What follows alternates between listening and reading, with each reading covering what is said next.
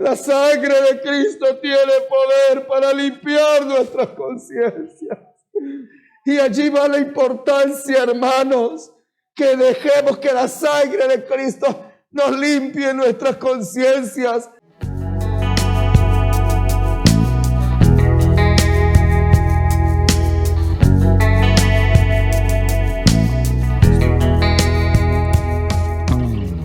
Bien, vamos a abrir las Sagradas Escrituras en Primera de Juan, capítulo 2, versículo 1. Primera de Juan 2, 1. Vamos a leer la palabra del Señor en el nombre de Jesucristo. Amén. Leamos todos juntos. Hijitos míos, estas cosas os escribo para que no pequéis. Y si alguno hubiere pecado, abogado tenemos para con el Padre a Jesucristo, el justo. Amén. Oremos, amados hermanos. Padre celestial, delante de tu presencia, amado Señor, estamos invocando tu nombre. Gracias por la bendición de esta tarde, poder oír y recibir tu palabra que es viva, tu palabra que es eficaz. Señor Jesucristo, háblanos con el poder, con la autoridad de tu palabra. Enséñanos, instrúyenos, capacítanos, adiéstranos, oh Padre celestial, y estar listos cada día, Señor, para luchar y para vencer con las armas espirituales que nos das. En el nombre de Jesús, amén, amén. Demos una alabanza a nuestro Dios. Aleluya. Pueden sentarse siguiendo el estudio de amartiología, que es la doctrina que nos habla acerca de lo que es el pecado. Amén. La semana pasada vimos algunas metáforas del pecado. Amén. ¿Cómo es el pecado? ¿Quién se recuerda? Los que vieron la semana pasada o lo vieron a través de las redes. ¿De qué metáforas hablamos acerca del pecado la semana pasada? ¿Quién se recuerda? Al menos una. El pecado es como. Amén. Es venenosa como la serpiente. Amén. La serpiente, el veneno del pecado produce la muerte. Como otra metáfora, como el cuchón. Amén. Es como el cerdo. Amén. El pecado es como el cerdo, en el sentido que la Biblia dice como puerca lavada que vuelve al cieno, que vuelve al lodo. Así es el pecado. Amén. El pecado lleva a qué? A revolcarse más en el pecado, y cuando en el corazón hay pecado, pues aunque sabe de pronto que Dios lo perdona, o aunque Dios lo ha perdonado, pero de pronto en él sigue esa concupiscencia pecaminosa, va a volver a lo mismo o peor. ¿Cómo? ¿Qué más es el pecado? Como el oso, es cruel como el oso. Amén, cruel como el oso, o sea, no tiene piedad. El pecado no viene para destruir algo y ya se acabó, no. El propósito es acabar con todo. Amén, dejar al hombre en la nada, acabar todo en todas sus áreas, personal, familiar y obviamente espiritual. Amén. ¿Alguien se recuerda de otro más? Como el perro que vuelve, o sea, es inmundo, es impuro. Amén. Sabiendo que ya dejamos el pecado, pero el pecado, si no se cuida, puede filtrarse y volverte a la misma condición y aún peor. Y decía alguien también como la langosta, que es destructora. La langosta, que es un insecto pequeño, amén, un insecto pequeño, pero que no ataca solo. Viene con miles y con millones y puede destruir grandes campos de sembríos. Amén, grandes campos de sembríos. Y obviamente la langosta ataca sobre todo cuando se está en la cosecha. Amén, entonces es importante que tengamos cuidado. Gloria al nombre del Señor. Juan el apóstol nos recomienda en este texto de Primera de Juan 2, ¿qué nos dice? Hijitos míos, no pequéis. Amén. Pero si alguno ha pecado, abogado tenemos para con el Padre a Jesucristo el justo.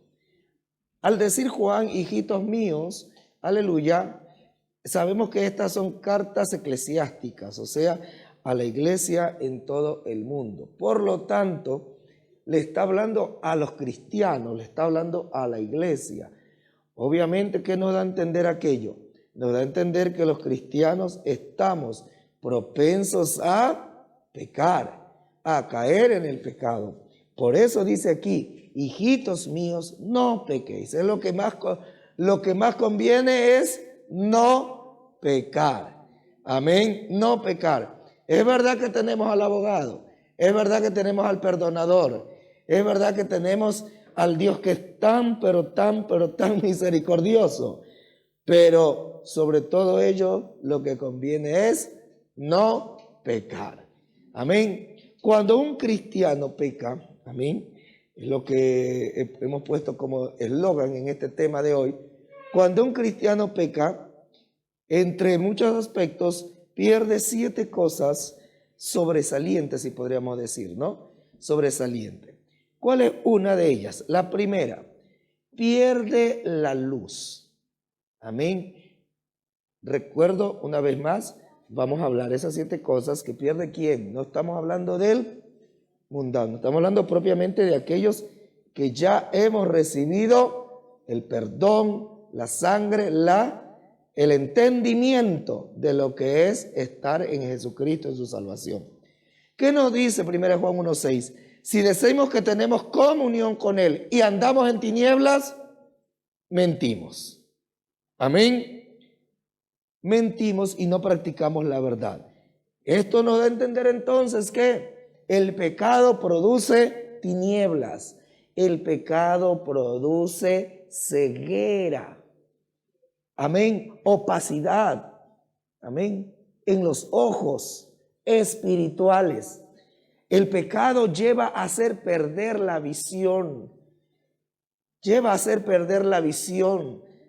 Al mirar las cosas ya no la vemos con esa visión espiritual, sino que el pecado contamina el alma y ya nos lleva a ver las cosas con otra visión, una visión humanista, una visión materializada, una visión hedonista, una visión placentera, una visión a nuestra conveniencia y ya no con la visión espiritual. Entonces, primera cosa que se comienza a perder es la visión, la luz. La luz, aleluya. ¿Para qué es la luz? Para ver las cosas claras, para ver las cosas como son. Amén. El pecado, ¿qué provoca? Provoca o quiere provocar en la persona que las cosas se acomoden a su pecado y ya no las cosas que se vean como son. Entonces comienzan a invadir la tiniebla y ahí es cuando viene la confusión. Puede que sea confusión doctrinal, confusión moral, aleluya. Y viene la confusión, ¿por qué? Porque ya el cristiano ya no ve las cosas claras provocadas por el mismo pecado. Amén. Segundo, ¿por qué quita? ¿Qué se pierde con el pecado? Aleluya. Se pierde el gozo. Aleluya, pero sabemos de qué gozo. Amén. ¿De qué gozo se habla? No se habla del gozo de una fiesta, no se habla del gozo de irnos de paseo, se habla del gozo espiritual. El pecado quita la alegría de la salvación, el gozo de alabar a Dios, el gozo de sentir su presencia. El pecado trae tristeza. Aleluya. Aleluya, el pecado trae ese dolor, esa angustia que quita la alegría. Por eso cuando David pecó, aleluya, y fue delante de Dios a reconocer su mal, a pedir perdón, ¿qué fue lo que dijo David en sus expresiones? Señor, vuélveme el gozo de tu salvación. A su nombre sea la gloria. David como rey podía decir, tráiganme cantantes, amén, traigan de pronto concubinas, traigan personas que hagan fiesta, que hagan baile, háganme un gran banquete para ponerme a festejar y así que se me vaya este mal. Pero sabemos que, aleluya, el pecado invade de tristezas el alma. Aleluya, y allá no puede solucionar esa tristeza, no la puede solucionar las cosas externas. Solo lo puede solucionar el Dios que puede entrar hasta el alma. Por eso clama y dice David, vuélveme el gozo. Entonces David entendió, reconoció que el gozo del Espíritu de Dios, que el gozo de la presencia de Dios, el gozo de la salvación, ya él la había perdido. Amén, hermanos. Aleluya, aleluya. Y eso cuando un cristiano, amén, cuando un cristiano peca es una de las cosas más evidentes. Ya su rostro no es como el de antes. Ya no emana esa alegría, ese gozo.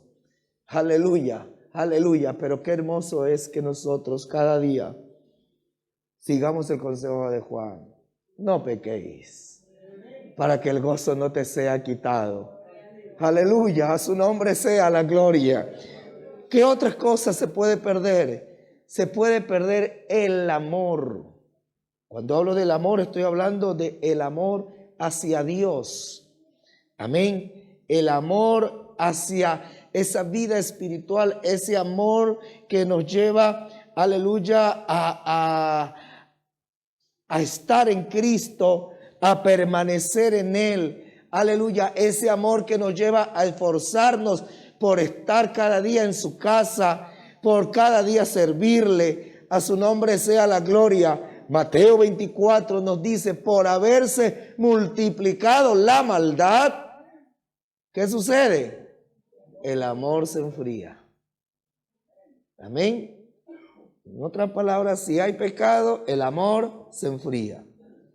El amor se enfría. No puede servir a dos señores. Amén. Honrarás al uno, deshonrarás al otro. Amén. No se puede. No se puede tener la misma intensidad de amor a dos cosas.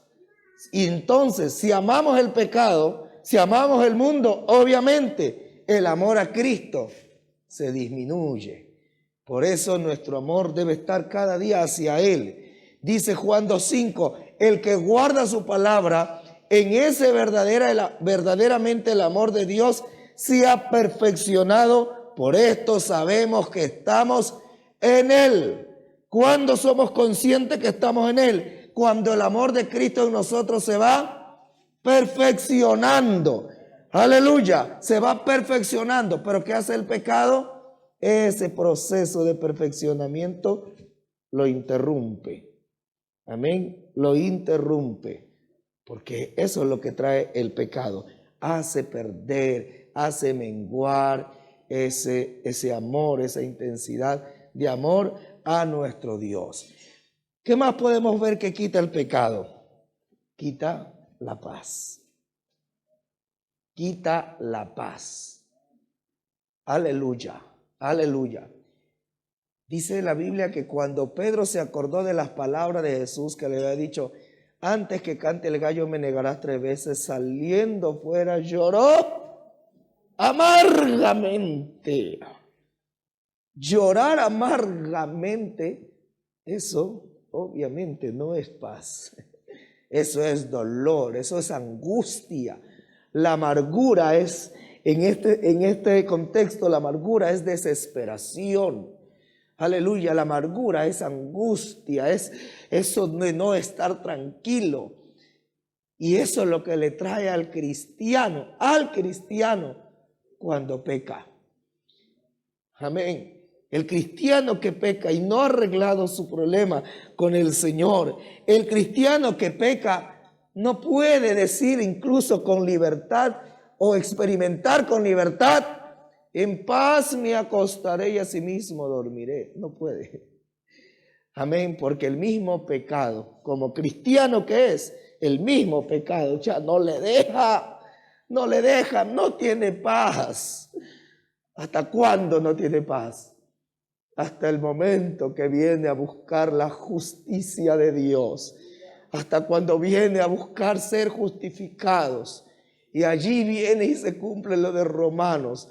Justificados por la fe, allí tenemos paz para con Dios. A su nombre sea la gloria. A su nombre sea la gloria. El pecado nos aleja de la paz. Nos quita la paz. Nos atormenta. Aleluya. Atormenta al cristiano. Amén. Y un cristiano que venga y diga, o lo diga, lo exprese, o lo tenga para sí. No, yo pequé, pero yo estoy tranquilo. No me pasa nada. No me pasa nada. O es que no he experimentado antes verdaderamente lo que es la salvación, la presencia de Dios, o ahora sencillamente se está engañando a él mismo. Se está engañando a él mismo. Pero el que ha experimentado la salvación, el que ha experimentado la presencia de Dios, el que ha experimentado la santidad, aleluya, el que ha experimentado el perdón de Dios y peca, no puede llegar a tener paz hasta cuando vuelve otra vez a esa justificación que solo lo da Dios. A su nombre sea la gloria. El pecado quita la paz, quita la comunión. Aleluya, quita la comunión. Si decimos que tenemos comunión con Él y andamos en tinieblas, mentimos y no practicamos la verdad. Pero si andamos en luz, como Él está en luz, tenemos comunión unos con otros y la sangre de Jesucristo, su Hijo, nos limpia de todo pecado. ¿Qué comunión? Primero, la comunión con Dios, que es la primerita que se quita. Cuando alguien peca, ya no hay esa comunión con el Señor. Aleluya. Y aunque él diga, no, yo ando con Dios todo, a cada rato y lo estoy sintiendo, pero si hay pecado en medio, no hay esa comunión directa. Porque recuerde que Dios ama al pecador, pero aborrece el pecado. Amén. Y también el pecado quita o mengua la comunión entre los hijos de Dios. Entre los hijos de Dios. Y es como automático en su mismo ser interno, cuando ha pecado, le lleva a ese alejamiento de la iglesia, de los hermanos. Y claro, enseguida el enemigo lo que trata es de poner otras cosas, aleluya, poner otras cosas y ya no, y para autojustificarse. Y de pronto le lleva a no reconocer su pecado o no a reconocer que él es el que está mal, sino que a dónde lo lleva, de alejarse y decir, no, ya los hermanos no me quieren. A mí los hermanos me tienen en poco. A mí la iglesia ya no es como antes. Y sucede que aquí inculpa a la iglesia, a los hermanos. Pero no es eso. No es eso, porque incluso como hemos venido hablando los dominicales, la unidad de la iglesia, la unidad del Espíritu. Y Dios lo que más quiere y lo que provoca cada día en su iglesia es que haya más bien unidad. Pero es el mismo pecado en la persona la que le lleva a automáticamente como a aislarse, como a repeler la comunión. Y quiere autojustificarse. Aleluya, aleluya. Por eso el que comete el mal, el que comete un pecado, aleluya, lo primero que tiene que hacer siempre es reconocer su mal. Aleluya, y no escudarse en nadie. ¿Por qué? Porque el pecado lo cometió la persona con su propia decisión. Lo cometió con su propia concupiscencia, porque así lo dice la Biblia. La Biblia cuando habla del pecado dice cuando la persona es llevada ¿de quién?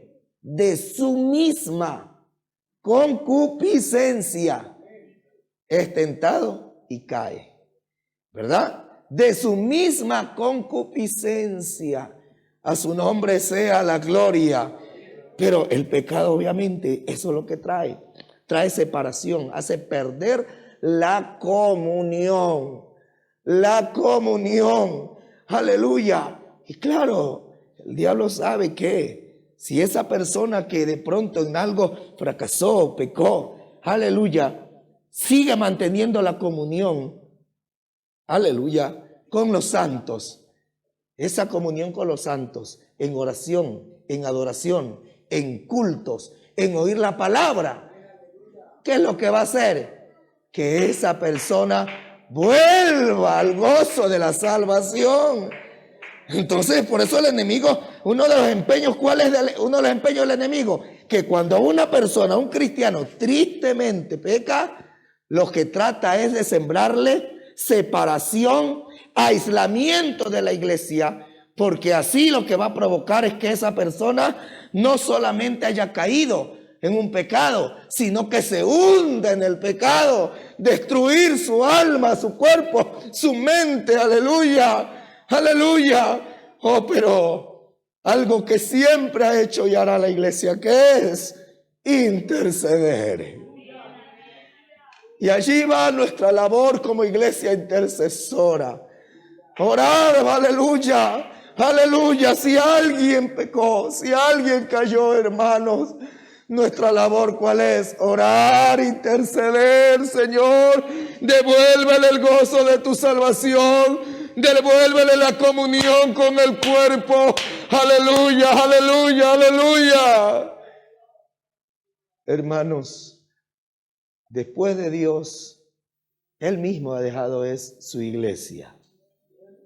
Amén. Él mismo ha dejado su iglesia. Su nombre sea la gloria. Aleluya. ¿Qué más se pierde? Se pierde la confianza.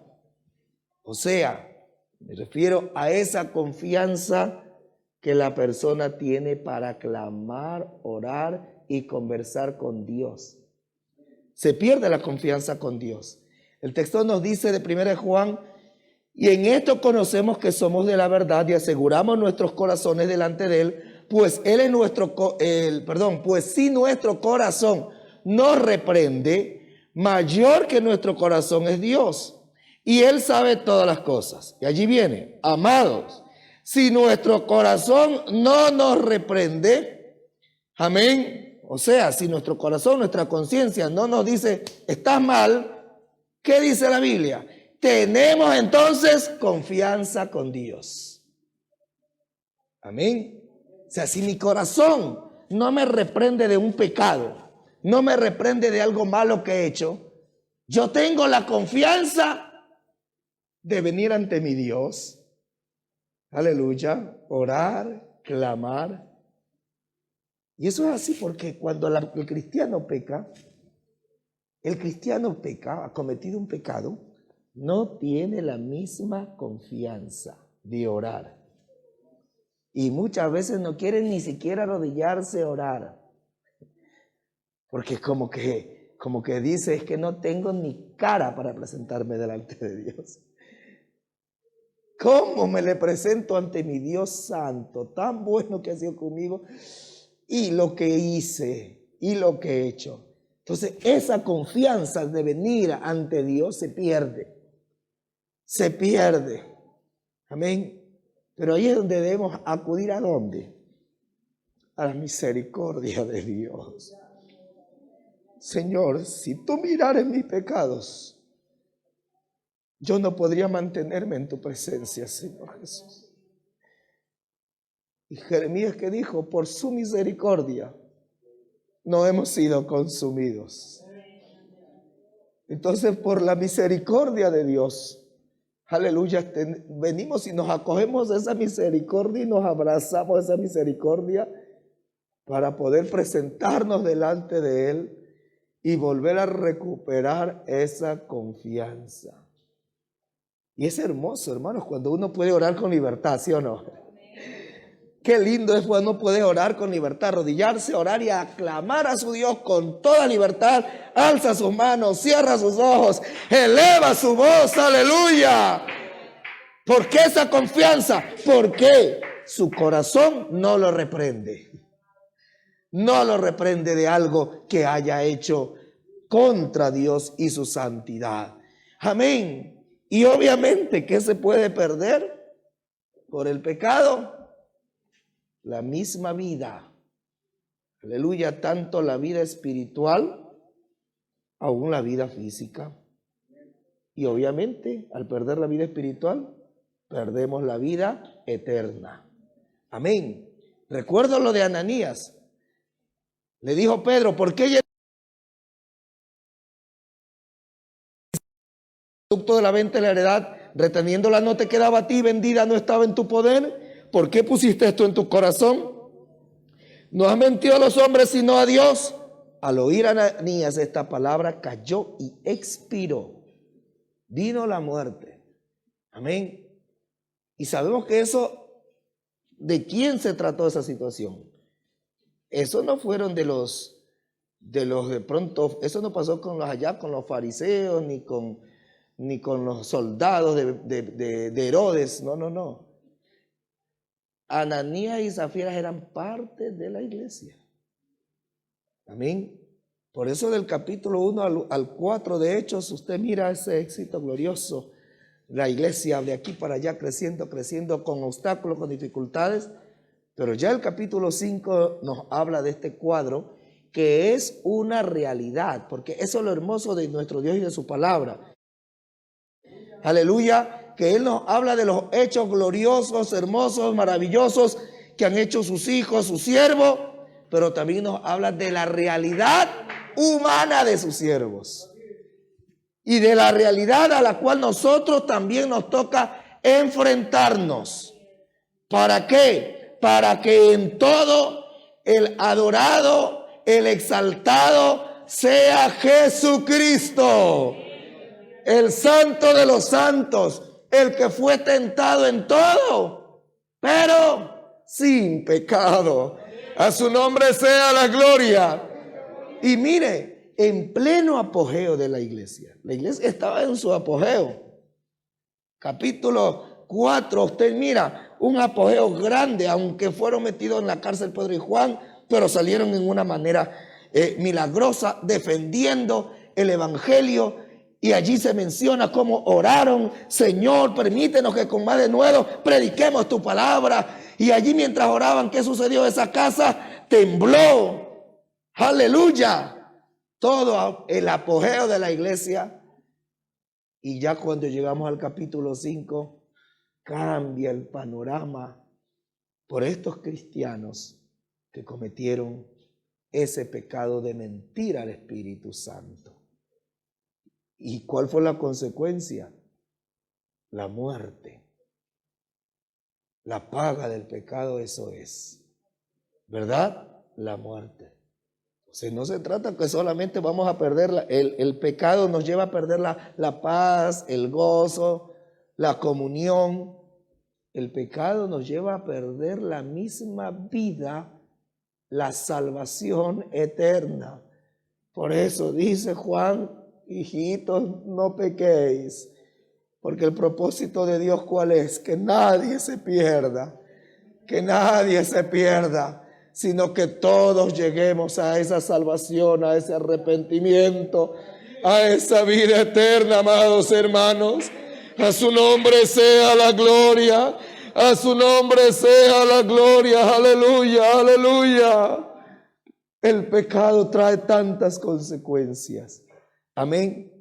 Conectado a esto, miremos un ejemplo bíblico en el cual nosotros vemos algunas de estas consecuencias en una forma más amplia, y también se manifiestan otras consecuencias, pero simplificadas en tres aspectos importantes. Les invito a abrir la Biblia en Salmos capítulo número 38.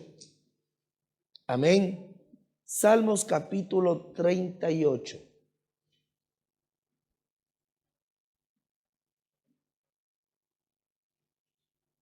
consecuencias del pecado en la vida de David. Amén. ¿Quién me puede decir 1, 2, 3 virtudes, aleluya, de David? Un adorador, conforme al corazón de Dios. ¿Qué más podemos decir de David? Valiente, ¿verdad? Decidido. Amén. Un compositor, un exaltador, aleluya, aleluya, un guerrero, un hombre, un hijo que honraba a su familia, a sus padres.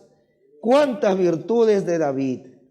La Biblia nos enseña la historia de él, pero también la Biblia nos habla que David pecó. Amén. Aunque el Salmo 38 no es que se refiera propiamente a la caída de David con Betsabé. Sabemos que la oración de penitencial de David en la caída con Betsabé es el Salmo 51.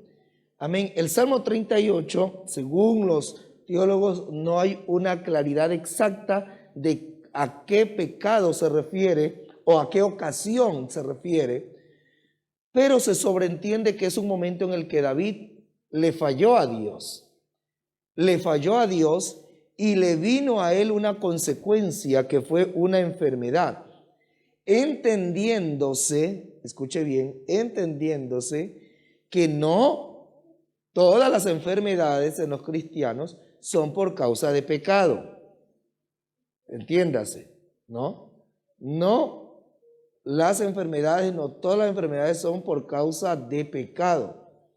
Así que no podemos nosotros venir a querer orar por un enfermo, pero antes de orar por el enfermo, decirle arrepiéntete, pecador, y si no te arrepientes no vas a ser sano, y vamos a darle una oración de liberación que lo libere de ese espíritu pecaminoso. No, porque no todas las enfermedades son causa de pecado. Amén. Ya de eso incluso lo hemos hablado. Son 5 las causas que es lo que hemos, amén, enseñado de las enfermedades. Pero en el caso de David, parece ser que el pecado que había cometido había traído consecuencias también en su salud, en su parte física. Aleluya. Los efectos del pecado son relacionados en contraposición, amén, en contraposición de lo que dice 1 Tesalonicenses 5:23, y que todo vuestro ser, espíritu, alma y cuerpo sean guardados irreprensibles. Podríamos decir en sinónimo en ese contexto, irreprensibles, sean guardados en santidad, sean guardados en pureza, sean guardados sin causa o sin motivo de reprensión para la venida del Señor. Entonces, ¿qué es lo que Dios quiere? Que se guarde irreprensible nuestro espíritu, nuestra alma y nuestro cuerpo. Entonces, como decimos allí, el efecto del pecado o los efectos del pecado, amén, se relacionan también en contraposición a lo que es mantener irreprensible nuestro espíritu, nuestra alma, nuestro cuerpo. ¿Qué queremos decir en resumen? Que el pecado trae consecuencias en nuestra parte espiritual, en nuestra parte del alma y en nuestra parte física. Amén. Repito, el pecado trae consecuencias en la parte física, en el alma y en el espíritu.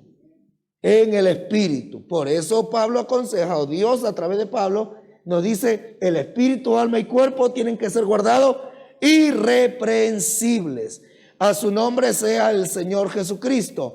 Aleluya, aleluya. David experimentó, según el Salmo 38, David experimentó efectos espirituales efectos o consecuencias del pecado, consecuencias o efectos del pecado, él la experimentó en los aspectos espiritual, en su aspecto cognitivo, en su aspecto emocional, en su aspecto socioafectivo, en su aspecto anímico y en el aspecto físico mismo de su vida.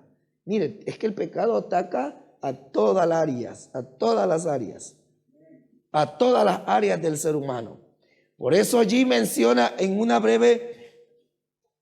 breve resumen, el capítulo 38, nosotros vemos que él tuvo efectos o problemas de salud, amén, tuvo efectos y problemas de su relación con Dios y con los demás, y le causó una soledad extrema.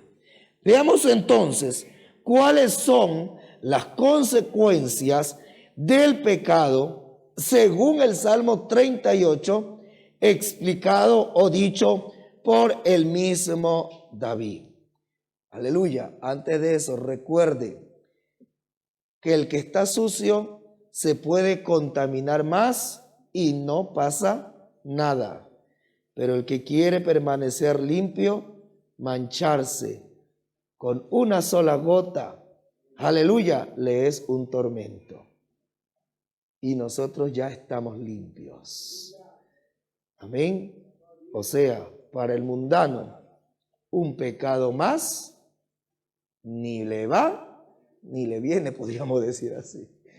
Pero el cristiano que ya está limpio, una gota de pecado es un tormento. Es un tormento. Alabado sea el nombre del Señor Jesucristo. Veamos, tenemos abierto Salmos 38. Amén. Salmos 38.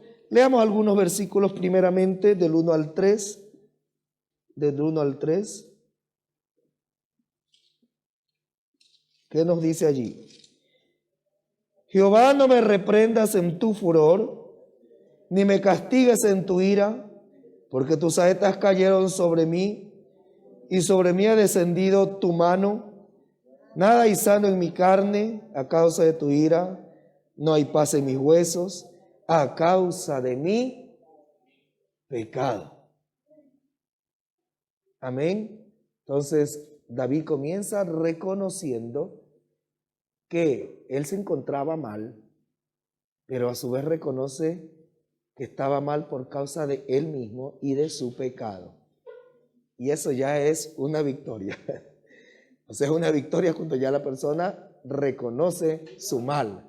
A su nombre sea la gloria. Pero no vamos a hablar en esta noche propiamente de los pasos para salir del pecado, sino que vamos a hablar de la condición a donde te lleva el pecado, las consecuencias.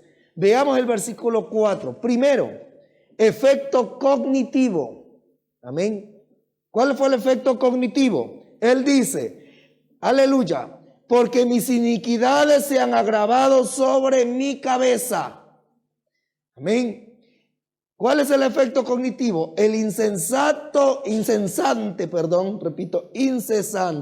o continuo grito de la conciencia que te dice que pecaste.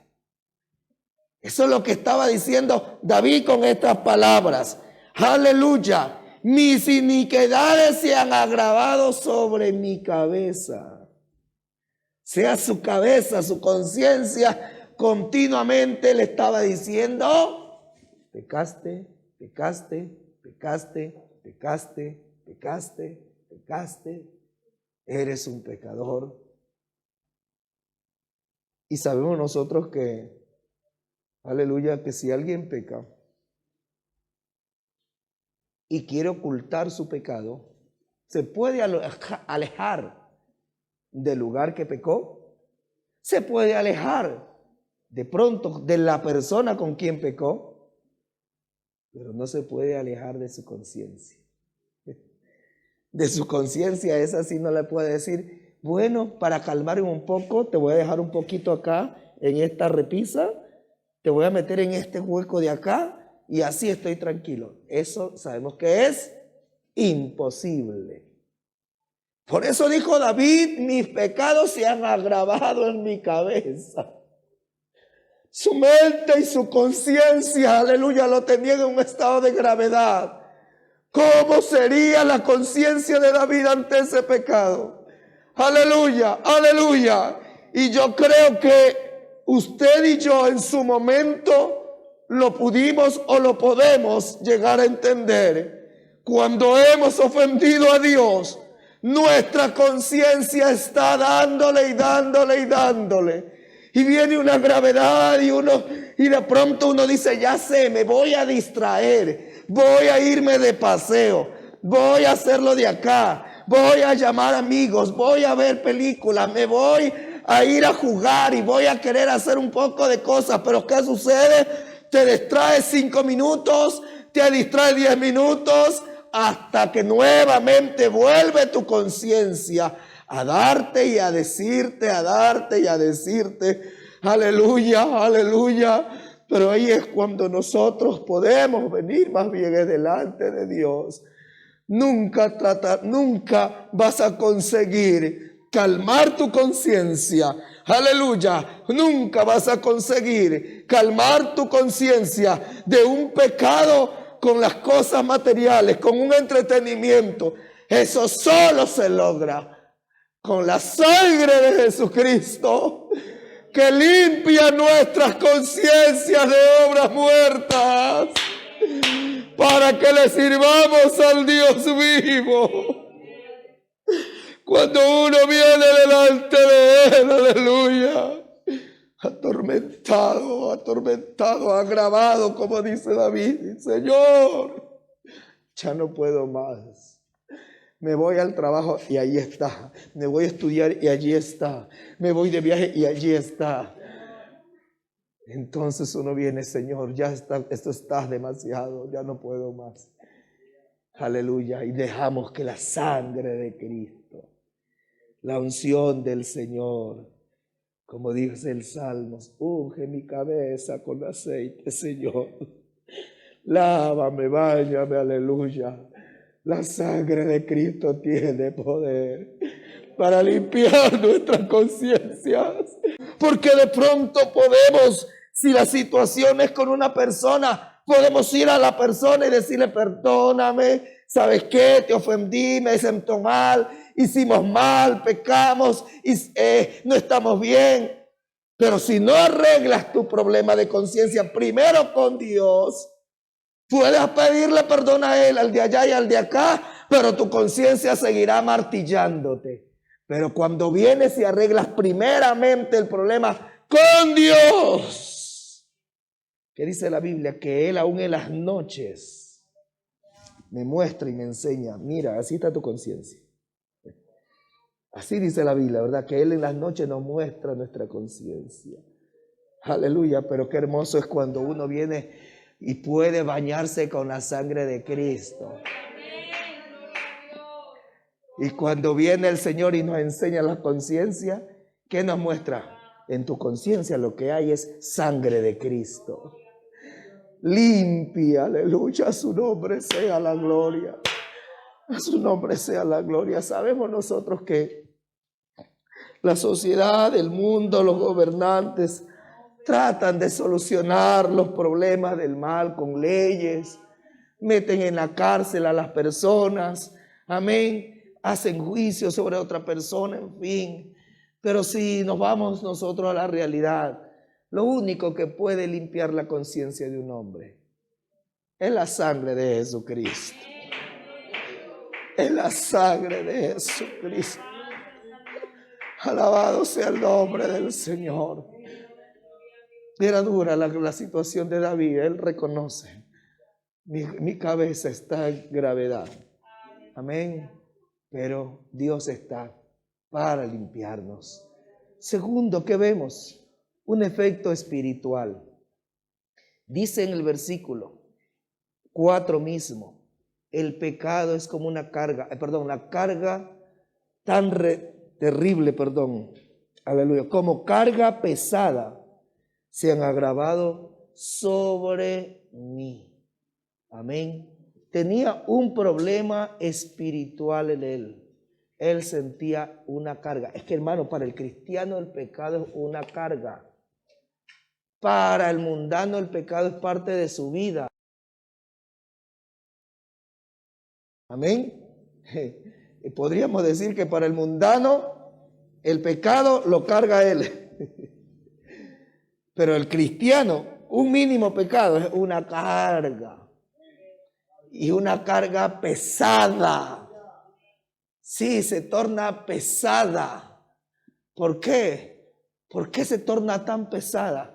Porque sencillamente cuando llegamos a Jesucristo, Él nos quitó toda carga. Toda carga de pecado que nosotros teníamos. Dice el salmista, Él es el que perdona todas tus iniquidades.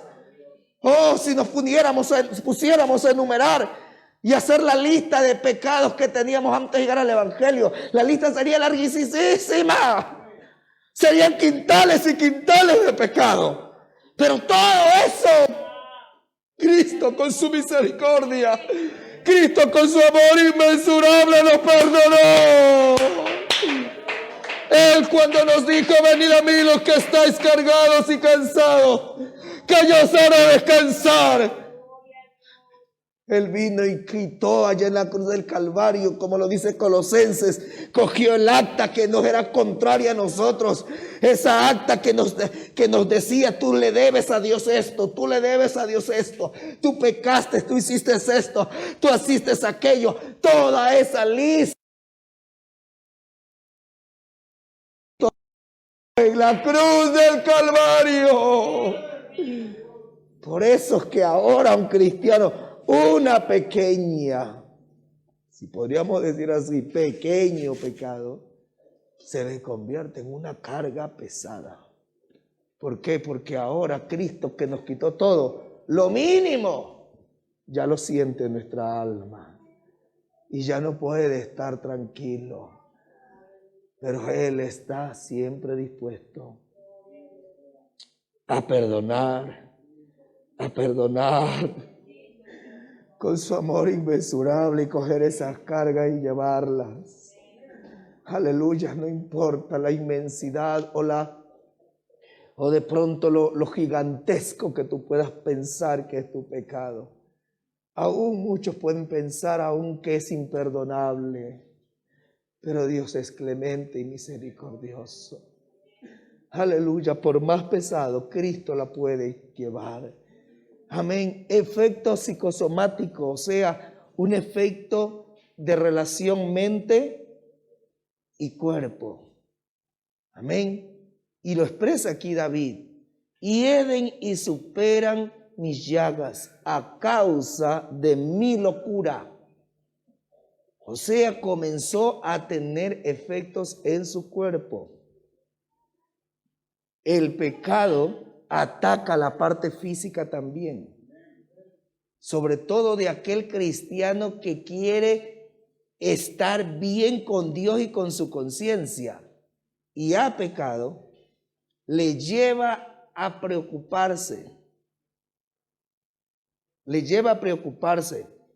Una de las enfermedades, no digo que él está hablando propiamente de esta enfermedad que es la gastritis, no digo que es exactamente eso, pero lo que sí digo en una forma generalizada, sabemos que la gastritis, entre tantas enfermedades, como la que es más fuerte que la gastritis, las úlceras, gracias, las úlceras, así es.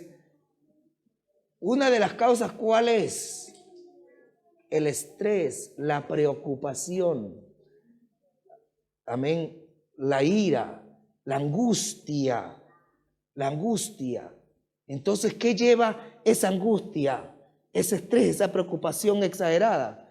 A que comience la gastritis a provocar llagas en tu cuerpo, en tu estómago, y después se convierten en úlceras. Repito, no es que digo que exactamente de eso estaba hablando David, pero lo que sí te quiero decir es que el pecado puede causar también malestares físicos en la vida del creyente.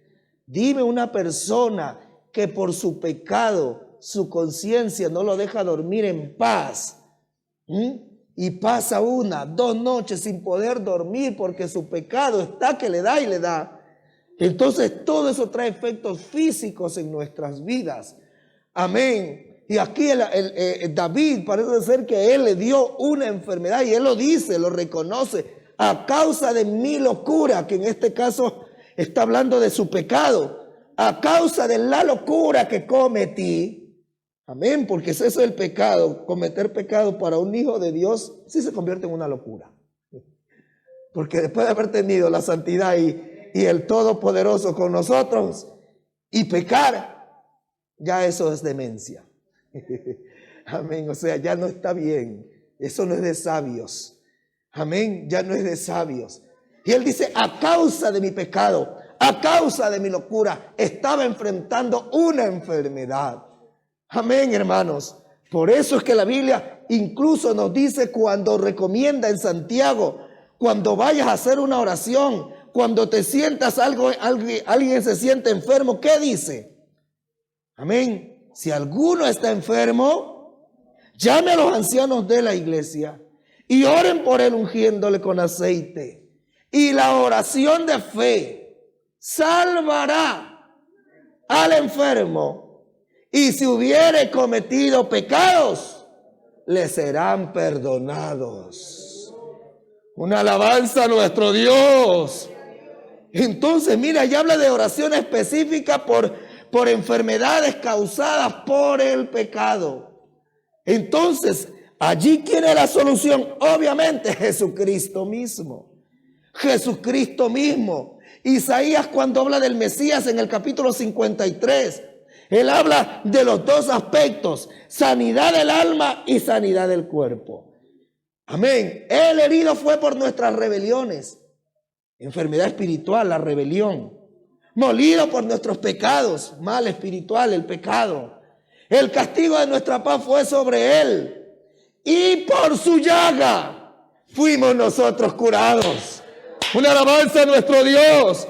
Entonces, si el pecado ha causado una enfermedad, ya no solo espiritual sino física en mi vida, la solución es la misma: Jesucristo. Él perdona el pecado y él sana el cuerpo. A su nombre sea la gloria. A su nombre sea la gloria. Recuerdo, y me parece que alguna vez lo compartí con ustedes, en un lugar donde yo pastoreaba, un hermano se puso mal, se puso muy enfermo, una enfermedad que le vino medio rara. Y llegó la esposa el domingo, porque ellos vivían lejos de la iglesia, solo podían venir el domingo. Y llegó el domingo: pastor, mi esposo está muy enfermo, está muy mal, quisiera que vaya a orar por él. Amén, le dije, hermana, en estos días voy. Hermano, y yo oraba al Señor y sentía que Dios me decía que no vaya todavía, que no vaya todavía. Y pasó toda la semana, y al siguiente domingo vuelve la hermana al culto. ¿Cómo sigue su esposo? Sigue mal, está mal, es una enfermedad toda rara, los doctores no saben qué es, le están dando algunos medicamentos, pues no saben qué es, sigue mal. Amén, hermana, voy a ir en estos días. Hermanos, pasó la semana, yo seguí orando y Dios no sentía ir. Y les digo, delante de Dios, sentía que esa enfermedad iba más allá. O sea, no era algo provocado físicamente. Algo había allí. Amado hermano, hasta que llegó el tercer domingo, llegó la hermana: pastor, mi esposo sigue mal, ¿cuándo va a orar por él? Sentí yo que era el momento. Entonces yo dije: mañana estoy allí a primera hora. Yo llegué allá.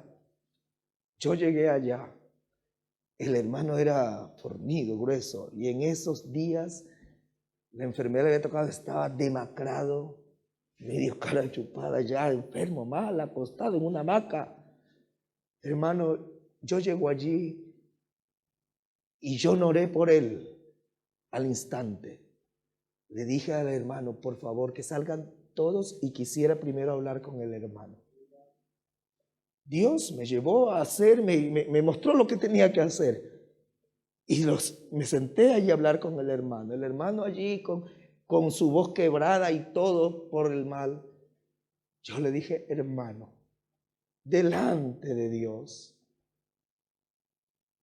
¿usted cree que esta enfermedad es propiamente causada por algo físico? ¿O cree que es algo espiritual? Delante de Dios, hermano, porque no siento orar por usted todavía. Es importante que usted exprese. El hermano comienza a llorar. Pastor, Dios en estos 15 días me ha estado habla y habla y habla a mi conciencia. Pastor, he hecho esto, había cometido cosas graves por no decir gravísimas, delante de Dios y delante de su misma familia. Pastor, y esto hice. Y pastor, yo he entendido que esta enfermedad no es por un virus, por esto y aquello, es porque he pecado contra Dios. Y yo quiero el perdón de mi alma y la sanidad de mi cuerpo. Hermano, él reconoció. Dios trató con él. Ahora sí le dimos palabra y ahora oramos por él, hermanos. Oramos por él. Aleluya. Y después de esa oración, él habló con su esposa. Aleluya, aclaró. Aleluya, habló, confesó, pidió perdón a quien tenía que pedir perdón, aparte de Dios, que es lo primero. Aleluya. Y el hermano se levantó sin necesidad de otra medicina. Hermanos, el pecado ataca el cuerpo también. Aleluya. Pero allí es lo hermoso de saber que tenemos una misma medicina para todas las enfermedades, las del alma y las del cuerpo. Que Dios como tú, que perdona la iniquidad de tu pueblo. Que Dios como tú, aleluya, que coge los pecados de tu pueblo y los echa en lo profundo del mar y nunca más se acordará de ellos. Él perdona, Él sana, Él libera. Hay poder en el nombre de Jesús. Pero debemos dejar que el Espíritu Santo redarguya y que nosotros, aleluya, seamos sinceros delante de Dios y que vengamos delante de Él, aleluya, creyendo, dejando a un lado orgullo, dejando a un lado malicia, dejando a un lado la concupiscencia de la carne, sino dejando, aleluya, entrever que nuestra alma clama por ti, oh Dios. Oh, que nuestra alma grita, ¿cuándo vendré y me presentaré delante del Dios vivo? Oh, que nuestra carne experimente también ese poder perdonador de Jesucristo. Pongámonos de pie en esta tarde. Alabado sea el nombre de Jesús. Alabado sea el nombre de Jesús. Hijitos míos, no pequéis. Hijitos míos, no pequéis. Aleluya. Y aunque ese texto lo escribió Juan, pero entendemos que es palabra de Dios. Es Dios quien nos dice, no peques. No peques.